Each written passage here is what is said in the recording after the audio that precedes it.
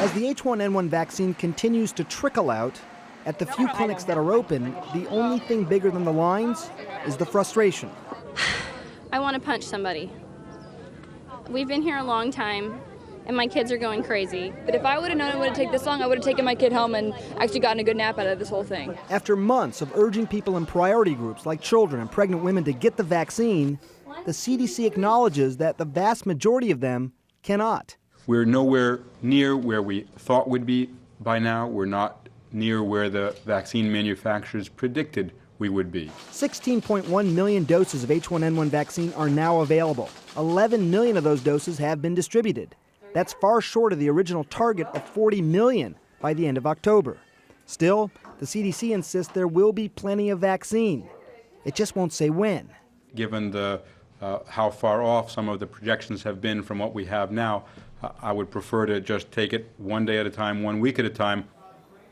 And there's another concern as well, Katie. You may have heard up to 1 in 5 children were thought to have had H1N1 already. That was according to a phone survey. CDC sort of backed off on those numbers, sort of backpedaled, saying, look, these are kids that may have had coughs, sniffles. Really hard to say that they all had H1N1. We just don't know what those numbers are. And meanwhile, Sanjay, we keep hearing how most of these cases in children are mild, but how do parents know it's a serious problem and could require urgent medical attention? Right.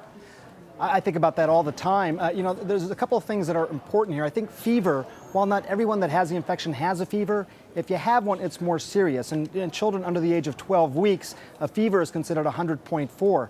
In older children, it's really fevers that either come and go, that can be a problem, or last longer than a couple of days. Also, Katie, one of the things that I was really struck by is that how much the lungs are affected by this particular infection.